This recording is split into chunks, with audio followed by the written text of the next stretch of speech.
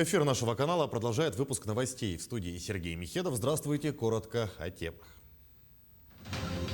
На пути к коллективному иммунитету около 70% взрослых в Якутии прошли первый этап вакцинации. Поддержка сельского хозяйства, фермерства, защита лесов и другие вопросы. И сенатор от Якутии Егор Борисов впервые за 2 года пообщался с журналистами. Книга якутского издательства произвела фурор в столице. В Москве завершилась ежегодная международная ярмарка «Нон-фикшн».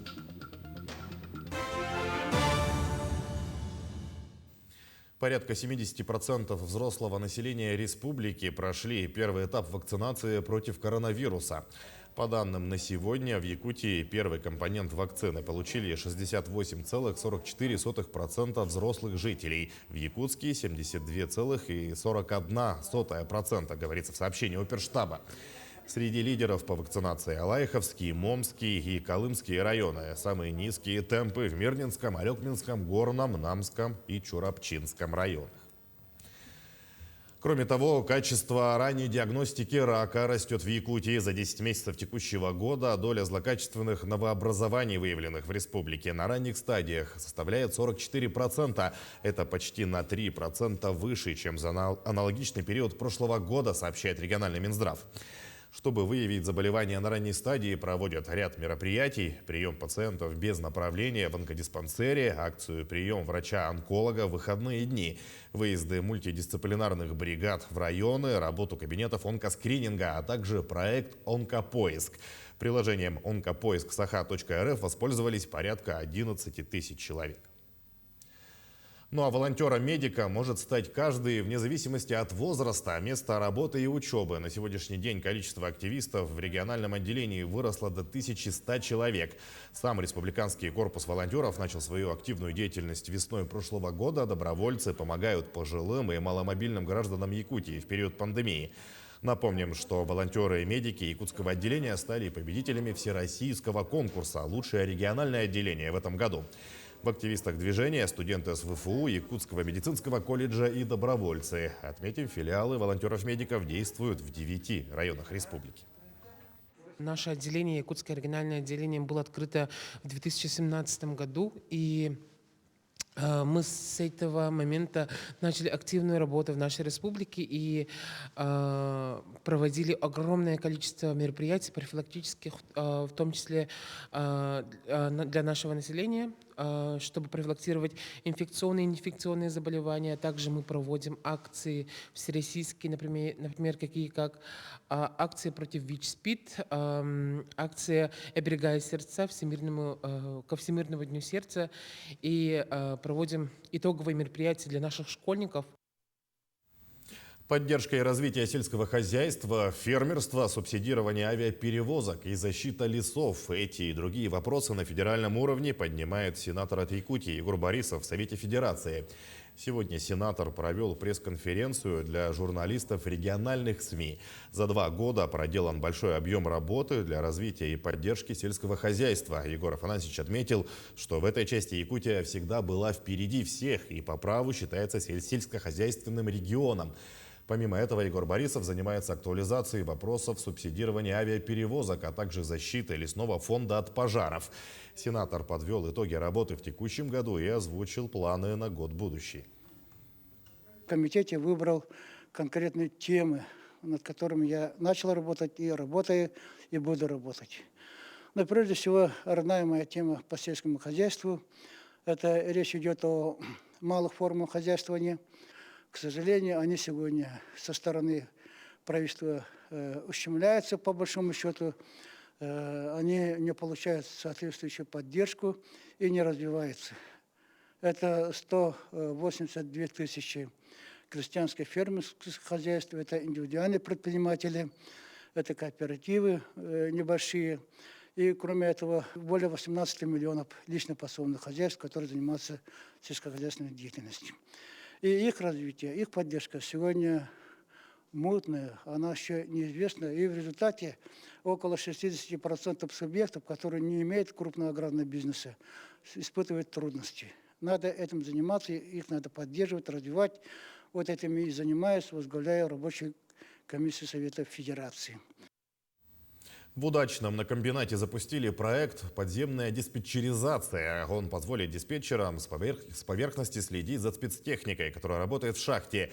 Фактически сотрудники будут работать как в авиационном центре управления полетами, где диспетчеры на мониторе видят движение воздушных судов и дают команды.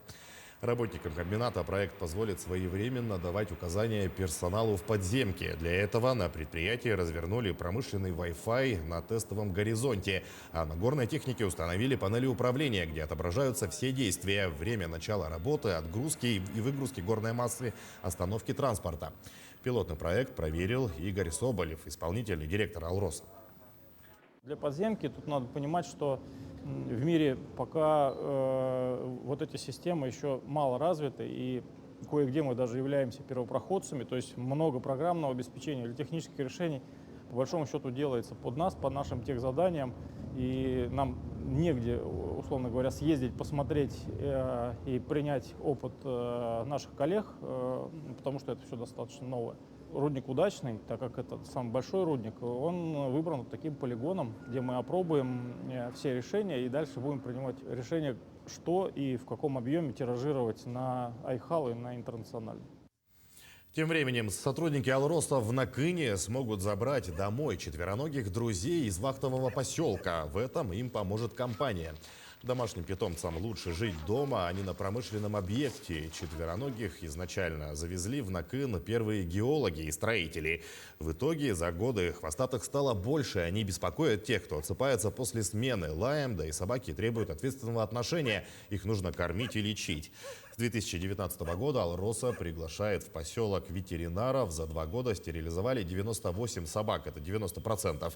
В этом году в Мирнинско-Нюрбинском ГОКе принято решение: любой работник, которому не безразлична судьба четвероногих, сможет забрать питомца домой.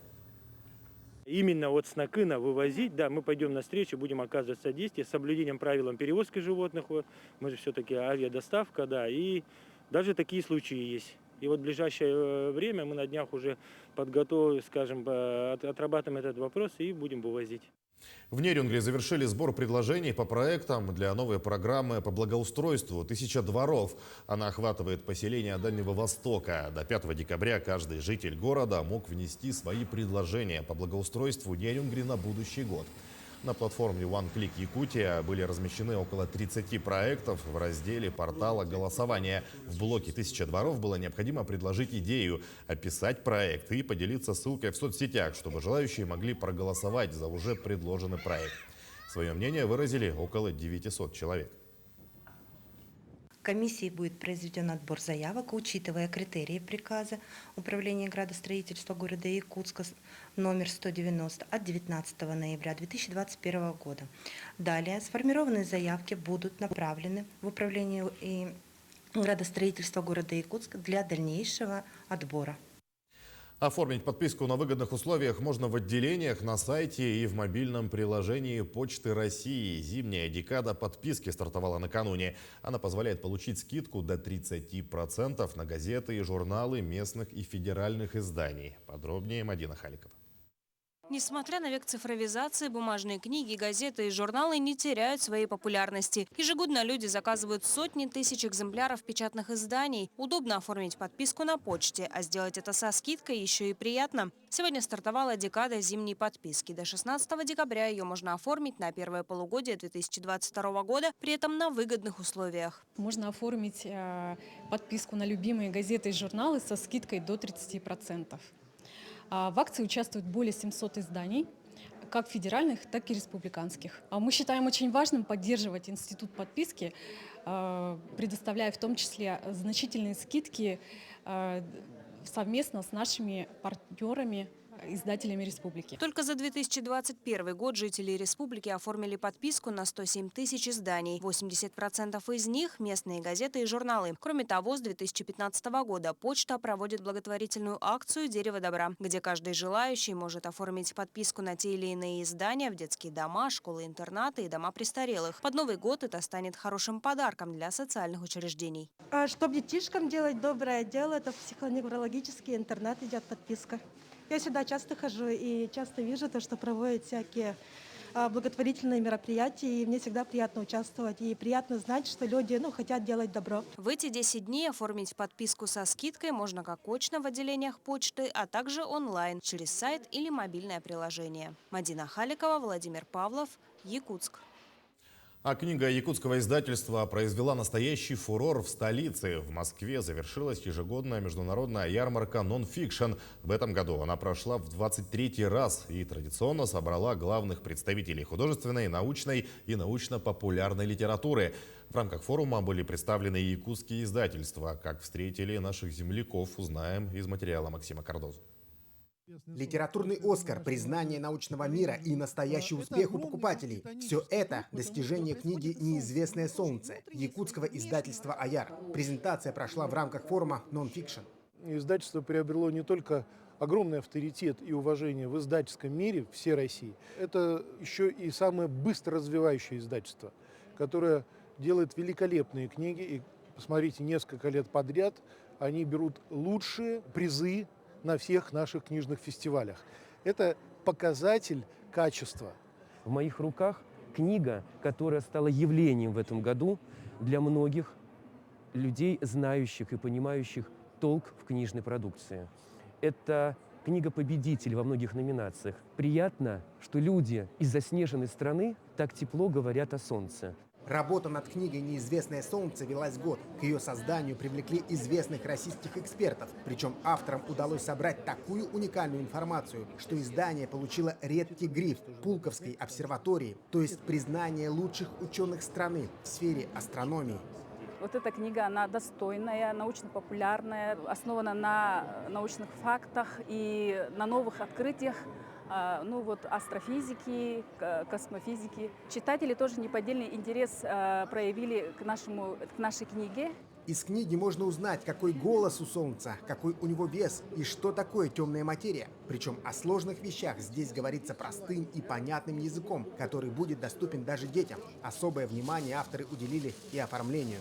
Издание очень красочное, красивое и познавательное. Причем здесь информация подается сразу же на обложке. На этой иллюстрации можно сравнить реальные размеры, масштабы Солнца, вот оно, и Земли. Наша маленькая планета. Книга уже представлена на многих литературных площадках. И вполне возможно, издательство вскоре задумается и о переводе «Неизвестного солнца» на другие языки. Максим Кардозу, Виктор Олесов, Москва. И последняя киноработа «Нуча» якутского режиссера Владимира Монкуева вошла в список лучших российских авторских фильмов года по версии афиши. Напомним, в основу фильма лег рассказ польского этнографа Вацлава Сирошевского «Хайлак». Свое первое признание фильм получил еще на этапе завершения, когда на фестивале «Темные ночи» в Таллине он стал победителем. Также у картины премия за режиссуру 32-го российского кинофестиваля «Кинотавр» и гран-при программы «К востоку от запада» кинофестиваля в Карловых Варах. Ранее стало известно, что «Нуча» получил дату проката. Фильм стартует в кинотеатрах 7 апреля. К этому часу это все новости. Оставайтесь с нами.